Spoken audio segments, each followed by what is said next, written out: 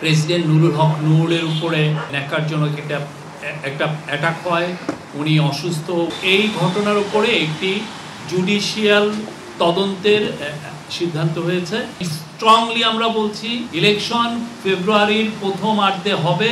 আজকে প্রধান উপদেষ্টার নেতৃত্বে একটি ইম্পর্টেন্ট মিটিং হয়েছে যমুনাতে। মিটিংয়ে বেশ কয়েকজন উপদেষ্টা ছিলেন, আমাদের ন্যাশনাল সিকিউরিটি অ্যাডভাইজার ছিলেন এবং পুলিশের special assistant on home affairs Khudabaksh Chowdhury ছিলেন। তো মিটিংয়ে বেশ কিছু সিদ্ধান্ত হয়। তার মধ্যে প্রথম সিদ্ধান্ত হচ্ছে যে কালকের যে ঘটনা ঘটলো, আপনারা জানেন গণ অধিকার পরিষদের প্রেসিডেন্ট নুরুল হক নুরের উপরে ন্যাক্কারজনক একটা অ্যাটাক হয়, উনি অসুস্থ। ওনাকে খুব ঢাকা মেডিকেলে ওনাকে চিকিৎসা হচ্ছেন। বৈষম্য বিরোধী আন্দোলনের গণ অধিকার পরিষদের ছাত্র পরিষদের নেতা নাজমুল হাসানের উপরও উনিও অনেক ক্রিটিক্যালি ইনজুর্ড হন এবং আমরা দেখেছি রাশেদ খানও ইনজুর্ড হয়েছেন। বেশ কিছু ওনারা বলছেন যে 50 জনের মতো ইনজুর্ড হয়েছেন।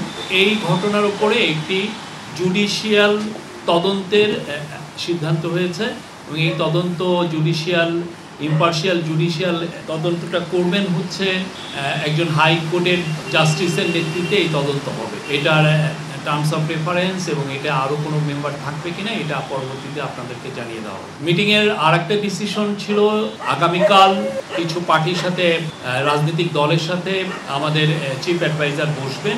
বর্তমান পরিস্থিতি এবং ইলেকশন নিয়ে আলাপ আলোচনা হবে।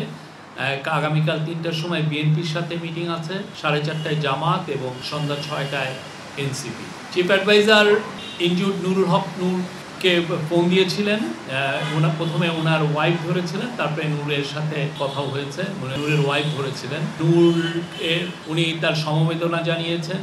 উনি নূর এবং নূরের সহকর্মী যারা আহত হয়েছেন তাদের প্রতি সমবেদনা জানিয়েছেন। যারা গতকাল আহত হয়েছেন প্রত্যেকের বেস্ট পসিবল চিকিৎসার অ্যাসুরেন্স দিয়েছেন। বলেছেন যে এটার জন্য নূরের জন্য অলরেডি আপনারা দেখেছেন যে একটা মেডিকেল বোর্ড গঠন করা হয়েছে এবং অন্যান্য যারা ইনজুর্ড হয়েছেন সবাইকে যেন বাংলাদেশের সর্বোচ্চ সবচেয়ে ভালো চিকিৎসা পান সেটা এনশিওর করার উনি বলেছেন।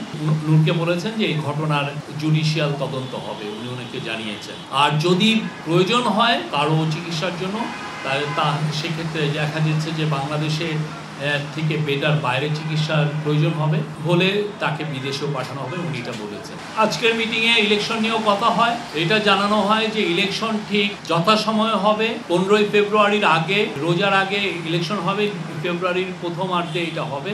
আর এই গভর্নমেন্ট এই যে ঘটনাটা কালকে যে ঘটলো সেই ঘটনাটার নিন্দা জানিয়েছে এবং এটার ইম্পার্শিয়াল যাতে প্রুভ হয় সেই জন্য আপনারা দেখেছেন যে আমরা অলরেডি আজকে ডিসিশন হয়েছে যে একটা জুডিশিয়াল প্রুভ হবে একটা হাইকোর্টের জাজের নেতৃত্বে।